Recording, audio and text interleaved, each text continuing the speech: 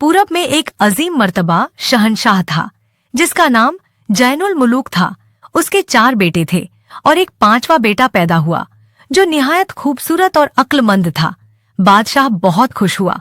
नुजूमियों ने बताया कि इसको देखने के बाद बादशाह किसी को न देख सकेगा, यानी उसकी आंखों की रोशनी चली जाएगी। इसलिए इसे छिपाकर और बादशाह से अलग रखकर दाई ने पाला और उसका नाम ताजुल मुलूक रखा। इस तरह कुछ वक्त बीता और शहजादा कुछ बड़ा हो गया। एक दिन बादशाह जैनुल मुलूक शिकार से वापस आ रहा था। अचानक उसकी नजर शहजादे ताजुल मुलूक के चेहरे पर पड़ी। ताजुल मुलूक की आंखों को देखकर बादशाह की आंखों की रोशनी चली गई। हर तरफ यही जिक्र और शोर था कि बादशाह की आंखों का नूर चला गया। बादशाह ने उसे महल से निकाल दिया। बहुत इलाज करवाए, लेकिन बादशाह की आंखों की रोशनी नहीं आई। आखिरकार आंखों का बहुत पुराना और तजुर्बेकार हकीम यानी डॉक्टर बुलाया गया। उसने बादशाह की आंखें देखकर बताया कि बाघे बकावली में एक फूल है, उसको आंख पर लगाने से बादशाह की आंखों की रोशनी आ सकती है।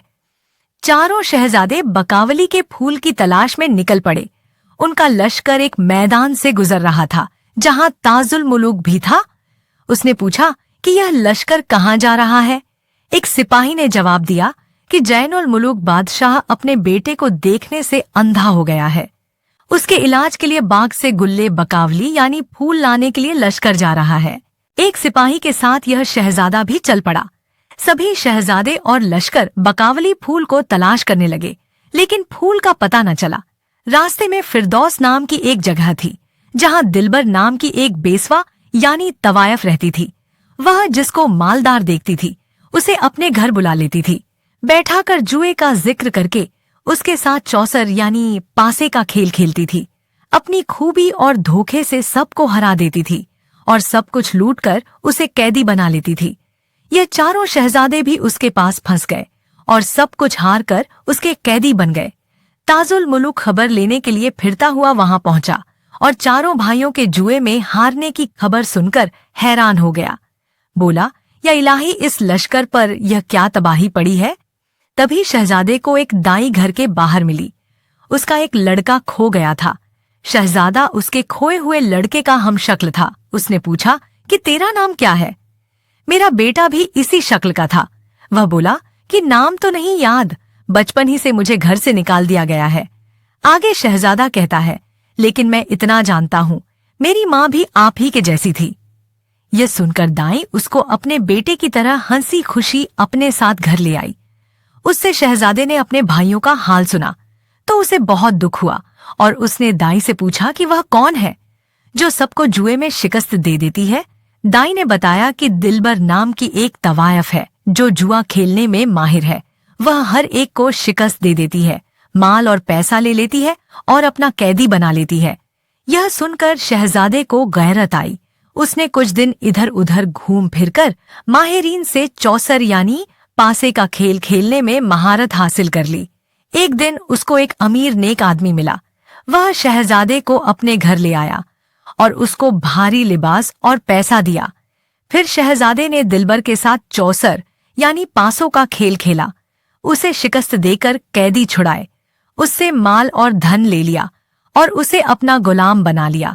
दिलबर बैसवा ने हारने से पहले सारी चालें चली। आखिर में बोली, मियाँ तुम जीते मैं हारी, मैं लड़की हूँ, मुझको खिदमत में कबूल कीजिए, और शादी की पेशकश करने लगी। इस पर शहजादे ने कहा, यह हथकंडे छोड़ो, यह माल यह पैसा तुम ही रखो, हम बाग को जाते हैं। इस पर दिलबर बेसवा कहने लगी, सुने बंदा ए खुदा, गुलजारे इरम परियों का घर है, इंसान और परी का मुकाबला क्या, मुट्ठी में हवा का थामना क्या। इस पर शहजादा हंसकर बोला, दिलबर, इंसान की अक्ल अगर कम ना हो तो उसके लिए कोई काम मुश्किल नहीं। यह कहकर वह उठा और बोला, खुदा हाफिज। दौलत थी अगर इख्तियारी, उस दौलत पर शहजादे ने ताकत से लात मारी, ना माल पर हाथ डाला और ना ही किसी को साथ लिया। वह दरवेश यानी बंदा एक खुदा था और अल्लाह का नाम लेकर चल दिया। इसके बाद शहजादा एक ऐसे रेगिस्तान में पहुंचा जहां बाघे इरम की सरहद जाकर मिलती थी। वहां इरम के बादशाह का एक बहुत बड़ा पहरेदार था। वह कई दिन से भूखा था। शहजादे को देखकर वह खुश हुआ कि खुराक हासिल हो गई। इतने में वहां से कई ऊंट आए जो शक्कर, घी और मैदा से लदे हुए थे। देव लपक कर वहां से सब कुछ ले आया।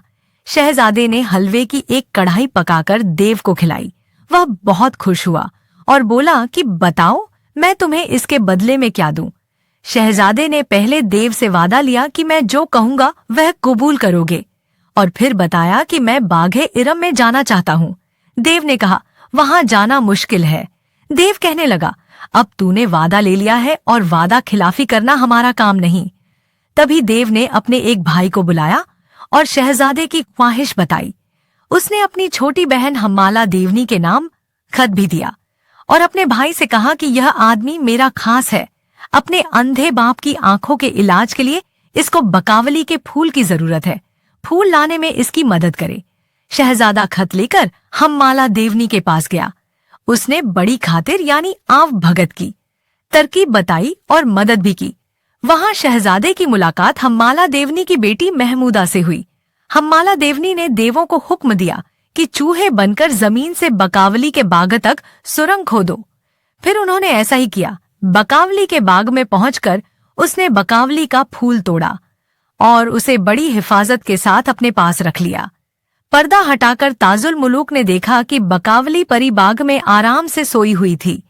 शहजादा उसको देखकर बकावली परी का आशिक हो गया। पहले तो उसने चाहा कि इस बला को गले लगाए, इस सोते हुए फितने को जगाए। फिर शहजादे ने सोचा, बकावली परी फूल के गायब हो जाने के बाद खुश नहीं होगी।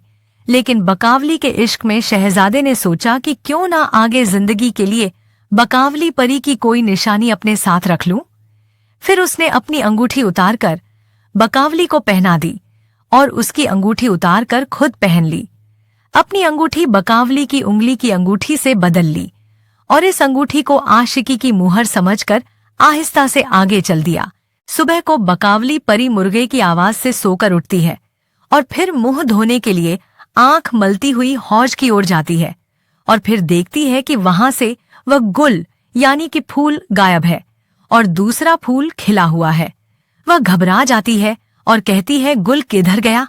चिल्लाकर कहती है, मेरा फूल कौन ले गया? मुझे कौन धोखा दे गया? हाथ किसी ने तो लगाया है उसको। वह हवा बनकर तो उड़कर नहीं गया। नरगिस, तू बता कहाँ गया फूल? सोसन, तू बता कहाँ गया गुल? सुनबुल, मेरा ताजियाना लाओ। शमशाद से पूछती है कि मेरा फूल कहाँ गया? जिसने मेरा फूल चुराया है उसे सूली पर चढ़ाओ। बकावली का गुस्सा देखकर उसकी खवासें यानी खिदमत गुजारें घबरा जाती हैं। फिर बकावली परी कहती है, खुदाया, मेरा फूल कौन ले गया? कोई अपनों में से ही फूल को लेकर गया है। बेगाना तो इस सब्जे के अलावा कोई नहीं है यहाँ। जिस हाथ में वह फूल गया है वह दाग हो जाए, जिस घर में गया हो वह गुल चिराग हो जाए। फिर कहती है, अफसोस कि मेरी गफलत की वजह से वह फूल चोरी हो गया। आंखों से ज्यादा अजीज था मुझे वह फूल। उसकी खुशबू भी मैं किसी को ना देती थी। फिर बकावली कहती है, ए हवा, मुझे मेरे फूल की खुशबू ही ला। ए बुलबुल, तू चहक कर बता कि मेरा फूल कहाँ है। फिर कहती है, ए फूल, तू ही महक जा और बता किधर है। इसके बाद वह देखती है कि उसकी उंगली की अंगूठी बदली हुई दिखाई दे रही है और डीली है। फिर उसको एहसास होता है कि यह किसी इंसान का काम है। उसका गुस्सा और ज्यादा बढ़ जाता है। किसी इंसान की इतनी हिम्मत हुई कि वह यहाँ आया और मुझको छुआ? बकावली परी सोचती है कि वह नापाक हो गई है। फिर कहती है, जिसने मुझे हाथ है लगाया वह हाथ लगे कहीं मुझे खुदाया।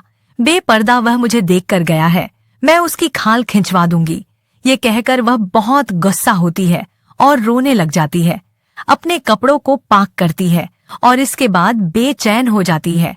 आंधी की तरह उठती है और तूफान की तरह गायब हो जाती है। बकावली परी उड़कर जाने लगती है और कहती है, मैं उस फूल का पता लगाने जा रही हूँ। उसके बाद वह बागों बागों में जाकर फूल को ढूंढती है। शाखों शाखों पर जाकर फूल को ढूंढती है।